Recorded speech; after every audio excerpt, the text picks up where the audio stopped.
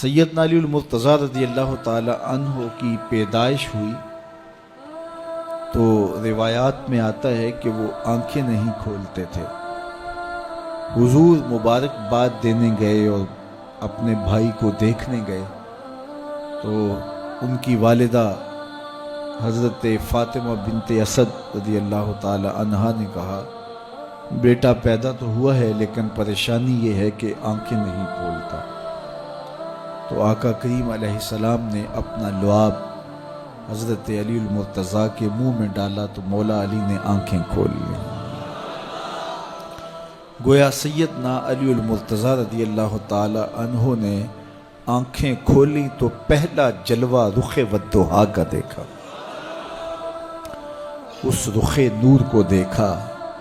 اللہ اکبر، قربان جائیں سیدنا علی المرتضیٰ کی آنکھوں پر، جس کا پہلا نظارہ رخ محبوب تھا، اور پھر بچپنے کی عمر حضور کی قربت میں، حضور کی صحبت میں، حضور کی تربیت میں بسر ہوئی۔ آقا کریم علیہ السلام جب اللہ کے حکم سے اعلان نبوت فرمایا تو سیدنا علی المرتضیٰ رضی اللہ تعالی عنہ نے ایمان لانے والوں میں سر فہرست اپنا نام لکھوایا، اور آقا کریم علیہ السلام کے ساتھ پھر ہر محاذ پہ کھڑے ہوئے نظر آئے۔ سیدنا علی المرتضیٰ فرماتے ہیں کہ رسول رحمت نبی اکرم صلی اللہ علیہ وآلہ وسلم نے ارشاد فرمایا کہ اے علی، تیری مثال حضرت عیسیٰ کی ہے۔ حضرت عیسیٰ کا ماجرا یہ تھا کہ ان سے دو طرح کے لوگوں کا معاملہ ہوا اور دونوں گمراہ ہوئے۔ ایک وہ جنہوں نے حد سے زیادہ ان سے محبت کی اور اس قدر بڑھا چڑھا دیا کہ انہیں اللہ کا بیٹا قرار دے دیا، اور دوسرے یہودی تھے جو اس قدر بغض رکھا سیدنا عیسیٰ علیہ السلام سے کہ ان کے قتل کے درپے ہوئے، ان کی ماں پہ تہمت لگائی۔ سیدنا علی المرتضیٰ فرماتے ہیں کہ میرے حضور نے فرمایا تیری مثال بھی حضرت عیسیٰ کی، تیرے معاملے میں آ کر بھی دو لوگ برباد ہوں گے، ایک محبت کی وجہ سے برباد ہوں گے، ایک بغض کی وجہ سے برباد ہوں گے۔ ایک محبت میں ایسے افراط کریں گے، اس قدر محبت میں تجاوز کر جائیں گے، حد سے بڑھ جائیں گے کہ وہ کہیں گے تیرے بارے جو نہیں کہنا چاہیے۔ حتیٰ کہ سیدنا علی المرتضیٰ رضی اللہ تعالی عنہ کی محبت میں لوگوں نے تمام صحابہ پر سب و شتم کو جائز سمجھ لیا، اور ایک طبقہ ایسا بھی ہے جو سیدنا علی المرتضیٰ رضی اللہ تعالی عنہ کو خدا اور الہ کہتا ہے۔ یہ نصیری سیدنا علی المرتضیٰ رضی اللہ تعالی عنہ کو الہ کہتے ہیں، علی اللہ کا نعرہ لگاتے ہیں۔ ایک طبقہ محبت میں تجاوز کر کے اس قدر جو ہے وہ سیدنا علی المرتضیٰ کے بارے میں اعتقاد قائم کرتا ہے کہ وہ گمراہی کے گڑھے میں جا گیا، اور ایک طبقہ وہ ہوگا جو تیرے ساتھ بغض رکھ کے برباد ہوگا۔ سیدنا علی المرتضیٰ رضی اللہ تعالیٰ عنہ کا نام بھی گوارا نہیں ہوگا۔ سیدنا علی المرتضیٰ کا نام لیا جائے تو طبیعت میں بے چینی اور اضطراب پھیل جائے گا۔ اور ایک طبقہ ایسا ہے نواسب کا، نواسب باقاعدہ 10 محرم کو سیدنا علی المرتضیٰ رضی اللہ تعالی عنہ کے شہزادے کی شہادت کے دن کو عید کے طور پہ منایا کرتے ہیں۔ وہ نئے نئے کپڑے پہنتے ہیں، انواع و اقسام کے کھانے کھاتے ہیں، اور ایک دوسرے کو مبارکیں دیتے ہیں اور گلے ملتے ہیں۔ تو نواسب سیدنا علی المرتضیٰ اور خاندان نبوت کے ساتھ بغض رکھنے کی وجہ سے برباد ہوئے، اور جو نصیری اور وہ طبقات جو حضرت سیدنا علی المرتضیٰ کے ساتھ محبت کے ازدیاد میں یہاں تک جا پہنچے کہ انہیں ابن اللہ کہہ دیا، یا ان کی محبت کے اندر جلیل القدر ہستیوں پر تان و تشنی کے تیر برسائے، تو یہ گمراہی کے گڑھے میں جا گرے۔ تو میں کہتا ہوں انہیں مبارک ہو جو سیدنا علی المرتضیٰ رضی اللہ تعالیٰ عنہ کے ساتھ وہ پیار کرتے ہیں جو شریعت اسلامیہ، شریعت بیضا کا تقاضا ہے، جس سے رسول اللہ کی آنکھیں بھی ٹھنڈی ہوتی ہیں، اصحاب رسول کی آنکھیں بھی ٹھنڈی ہوتی ہیں، اور اہل بیت رسول کے دلوں کو بھی قرار پڑتا ہے۔ اہل بیت نبی کے گھر والے ہیں، اور صحابہ نبی کے در والے ہیں۔ ہم کہتے ہیں گھر والوں تمہیں بھی ہمارا سلام اور در والوں تمہیں بھی ہمارا سلام۔ کتنے لوگ تھے جو ہمارے ساتھ چلتے ہوتے تھے، آپ ذرا اپنے ذہن پہ زور دیں۔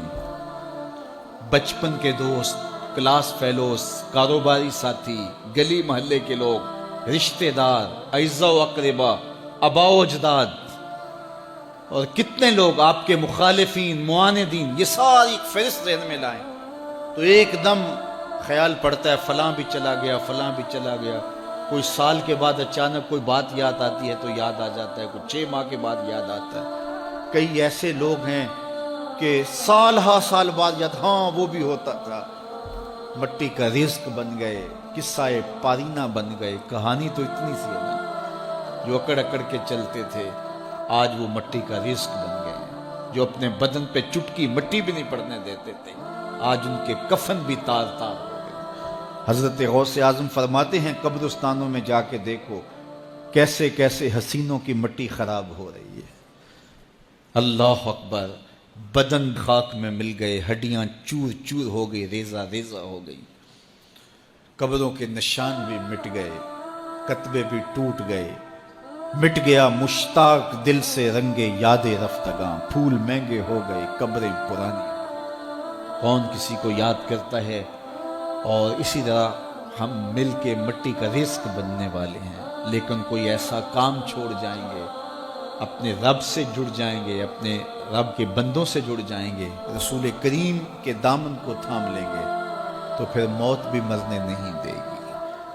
پھر سر خرو اور سر بلند ہوں گے، پھر عزتوں کے تاج سروں پہ رکھے جائیں گے، وقار کی مسند پہ بٹھائے جائیں گے۔ فقیر نام تنا دا باؤ، قبر جنہ دی جیوے ہو۔ پھر قبروں پہ بھی چراغاں ہوگا جب ہم ان سے جڑ جائیں گے۔ تو یہ مختصر زندگی کی تمام تر لطافتوں کے حصول کے ساتھ گزرنی چاہیے۔ کتنے نوجوان ہیں جنہوں نے اپنی توبہ کو مؤخر کیا تھا بڑھاپے کے لیے، اور آج قبرستانوں میں دفن ہیں۔ آپ جا کے قبرستانوں میں دیکھیں، وہ سوچتے تھے کہ ابھی تو جوانی ہے، جوانی سے لطف اندوز ہو لیں، بڑھاپے میں توبہ کر لیں گے، لیکن بڑھاپا نہیں آیا، موت آ گئی۔ موت تو برحق ہے، یہ تو آ کے رہنی ہے، لیکن بڑھاپا لازمی نہیں ہے کہ ضروری آئے۔ حضرت امام غزالی نے ایک بڑی خوبصورت بات لکھی، فرماتے ہیں معاشرے میں نظر دوڑا کے دیکھو، زیادہ بچے ہیں، زیادہ جوان ہیں یا زیادہ بوڑھے ہیں؟ تو کہا آپ کو بچے زیادہ ملیں گے۔ ہر گھر میں دیکھ لیجئے، بچے زیادہ ہوں گے، جوان ان سے کم ہوں گے، بوڑھے ان سے کم ہوں گے۔ تو اگر بوڑھے تھوڑے ہیں، جوان زیادہ ہیں، تو غزالی فرماتے ہیں پھر بات سیدھی سیدھی ہے، بڑھاپے تک کوئی کوئی پہنچتا ہے، زیادہ جوانی میں چلے جاتے ہیں۔ اور کہا کہ اگر جوانوں سے بچے بھی زیادہ ہیں تو پھر اس کا مطلب ہی سیدھا سیدھا ہے کہ جوانی تک سارے نہیں پہنچتے، بہت بچپن میں چلے جاتے ہیں۔ غرہ کس پہ، ناز کس پہ، غرور کس پہ، تکبر کس پہ؟ تو یہ مختصر زندگی جو اللہ کی امانت ہے، اس کو اللہ کے نام پہ گزارو۔ جو بیت گئی وہ بیت گئی، وہ تو منہا ہو گئی زندگی سے۔ وہ مجھے رات سے کچھ لوگ میسج بھیج رہے ہیں کہ آج 16 مارچ ہے اور آپ کا پیدائش کا دن ہے، مبارک ہو، اللہ سب کو جزا دے۔ لیکن میں آج اپنی چھوٹی بیٹی کو بھی کہہ رہا تھا، وہ مجھے بولی کہ ابو آپ کو مبارک ہو، تو میں نے کہا کہ آپ ہاتھ اٹھا کے اللہ کی بارگاہ میں دعا کرو کہ اللہ آپ کے باپ کے 46 سال کے گناہ معاف کر دے۔ یہ تو زندگی گزر گئی ہے، 46 سال میرے ہاتھ سے نکل گئے ہیں، میں الٹا بھی لٹک جاؤں تو یہ میرے ہاتھ نہیں آ سکتے۔ اگر میں نے اچھے گزارے ہیں تو مجھے مبارک ہو اگر قبول ہو گئے ہیں، اور اگر اچھے نہیں گزرے تو مجھے توبہ کرنی چاہیے، زندگی کی کوتاہیوں سے توبہ کرنی چاہیے۔ ہم سمجھتے ہیں ہم بڑے ہو رہے ہیں، حقیقت میں ہم چھوٹے ہو رہے ہیں۔ ہم اپنی زندگی کے اہداف طے کریں، زندگی کے مقاصد طے کریں، ساری زندگی اس کے گرد سفر کرنی چاہیے۔ کئی لوگ ساری زندگی گزار دیتے ہیں، ان کو ساری زندگی راستہ نہیں ملتا کہ جانا کدھر۔ وہ کیوں؟ وَأَضَلُّ السَّبِيلَ، اللہ فرماتا وہ بھٹکے ہوئے مسافر ہوتے ہیں۔ اللہ سے راستہ مانگو، آہستہ چلو لیکن منزل کا تعین کر کے بڑھو، بڑھتے رہو، منزل تمہارا استقبال کرے گی۔ آج مشکل ہے تو کل آسانیاں ہوں گی۔ تو یہ زندگی تیزی کے ساتھ کٹ رہی ہے، لمحہ لمحہ میں اور آپ موت کے قریب ہو رہے ہیں۔ قبل اس سے کہ وہ وقت آئے کوئی حجت باقی نہ رہے، مجھے اور آپ کو اپنی آخرت کی تیاری کی کوشش کرنی چاہیے۔